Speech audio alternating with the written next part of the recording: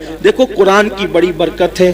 میرا یہ پیغام آج میں آپ کو دینا چاہتا ہوں, کم سے کم اپنی عادت بنائیں کہ سونے سے پہلے 4-5 آیتیں ہی پڑھ لیا کریں, ایک رکوع ہی پڑھ لیا کریں, ضرور پڑھیں. آپ دیکھیں قرآن شریف میں ایک سورت ہے, قرآن شریف میں ایک سورت ہے, اگر سونے سے پہلے اس سورت کو آپ پڑھ لیں, روزانہ پڑھنے کی عادت ڈالیں, تو یہ سورت کی تاثیر یہ ہے کہ آپ جو سوچو گے وہ ہوگا, جو سوچو گے وہ ہوگا. اس سورت کا نام ہے سورہ مزمل. 2 رکوع پر مشتمل ہے یہ سورت, اور 5 منٹ سے بھی کم کا وقت لگتا ہے.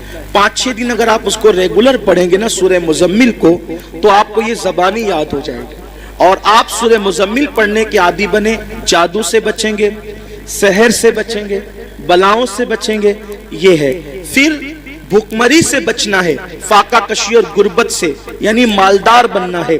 سوتے ٹائم سورہ واقعہ کی تلاوت کر. سورہ واقعہ مالدار بنانے والی سورت ہے.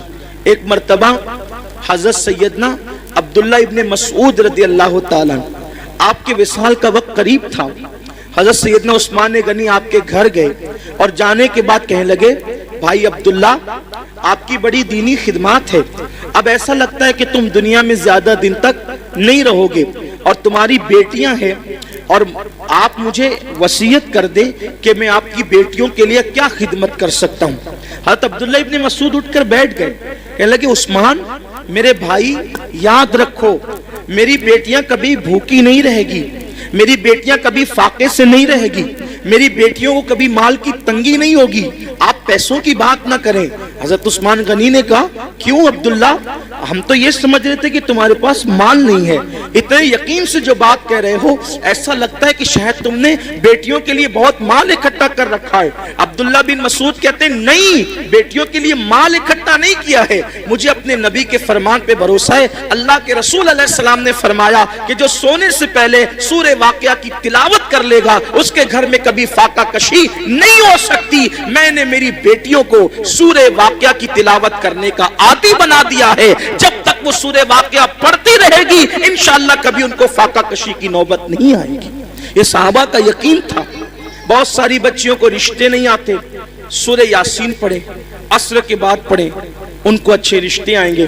قرآن میں سب ہے لیکن قرآن پڑھنا نہیں چاہتے, تعویذ لینا چاہتے ہیں, تعویذ لینا چاہتے ہیں, وظیفے پڑھنا چاہتے ہیں. قرآن سے بڑھ کر کون سا وظیفہ ہے وہ بتائیں نا آپ, قرآن سے بڑھ کر کون سا وظیفہ ہے. دیکھو حضور غریب نواز رضی اللہ تعالیٰ جے پال جوگی کے سارے جادو کا جواب صرف ایک آیت سے دیا ہے غریب نواز نے, اس کو آیت الکرسی کہتے ہیں.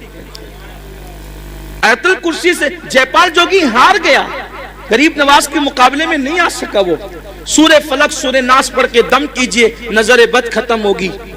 بچے جو شام کے وقت رات رات بھر روتے ہیں, فلق اور ناس پڑھ کر دم کرو, بچے رونا بند کر دیں گے, نہیں روئیں گے بچے. نظر لگتی ہے 3 مرتبہ لیلاف قریش پڑھو, نظر فوراً ختم ہوگی. اب آپ کہیں گے ہم تو کرتے ہیں نا لیکن اثر نہیں ہوتا. یہی بات خاص ہے, یہ بات خاص ہے. ایک مجھے بہت خوبصورت بات یہاں یاد آئی.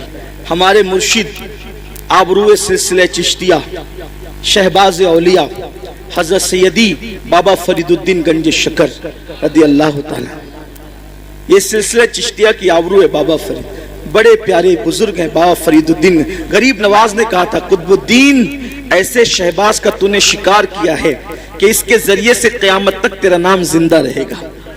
بابا فرید کے پاس ایک عورت آئی اور آ کر کہتے, سرکار میری بیٹی کی شادی ہے, پیسوں کا انتظام نہیں, سرکار انتظام کر دیں. اب وہ اللہ والے لوگ, اور بابا فرید جیسا اللہ والا. بابا فرید جب پاک پٹن میں رہنے گئے تھے شروع میں, تو ایک درخت کے نیچے قیام تھا, اور جو کپڑوں کی پوٹلیاں اور جو سامان کی گٹریاں تھی نا, وہ رکھنے کو جگہ نہیں تھی. پنجاب کے لوگ یعنی پاک پٹن کے لوگ بہت ستاتے تھے, رہنے نہیں دیتے تھے. تو سامان کہاں رکھیں اپنا, تھا تو تھوڑا ہی سامان, جگہ تو چاہیے, تو درخت پہ لٹکا کر رکھتے تھے سامان. اب جس کا خود کا چھت نہ ہو اس کے پاس آئیے کیا کہنے, میری بیٹی کی شادی نہیں, شادی ہے, پیسے کا انتظام نہیں. اب بابا فرید, اور بابا فرید, فرید مطلب فرید, یہ ان کا نام نہیں فرید, ان کا نام ہے مسعود اور ان کا لقب ہے فرید. فرید کا مطلب ہوتا ہے یکتا, یکتا, بے ہمتا, کوئی ہمسر نہیں, کوئی ثانی نہیں. ان کے دور میں وہ تھے فرید الدین. بڑھیا آئی, آنے کے بعد کہا پیسوں کا انتظام نہیں. سرکار بابا فرید نے کہا ایک کام کر مائی, وہ سامنے جو ڈھیلا پڑا ہے نا مٹی کا, وہ ڈھیلا میرے پاس لا. وہ ڈھیلا لائی, فرمایا پکڑ اس کو. اس نے ڈھیلا پکڑا. بابا فرید نے سورہ فاتحہ پڑھی 3 بار. کتنی بار؟ کون سی سورت؟ سورہ فاتحہ کا مطلب زور سے بولیے, الحمدللہ ہی سب کو یاد ہے نا. سورہ فاتحہ 3 بار پڑھی, دم کیا, فرمایا اس کو ڈھانک لے اور گھر جا کے کھولنا. ڈھانک لیا, گھر جا کر کھولا تو وہ سونا بن گئی. مٹی کیا بن گئی؟ سونا بن گئی. اب وہ شادی بھول گئی. انسان تو لالچی ہوتا ہے. بابا صاحب نے کتنا آسان طریقہ بتایا مٹی کو سونا بنانے کا.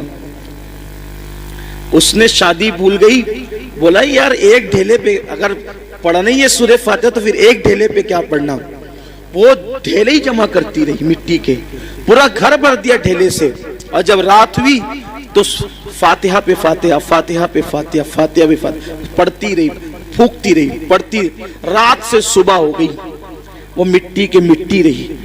اس نے کہا بابا صاحب نے تو میرے سامنے یہی پڑھا تھا, اس کے سوا کچھ نہیں پڑھا تھا, اب سونا بنا دیا. اور میں رات پر پڑھی, غصے میں صبح آئی, کہا سرکار کیا بات ہے یہ؟ فرمایا مائی کیا ہوا, تیرا مسئلہ تو حل ہو گیا, ناراض کیوں ہے؟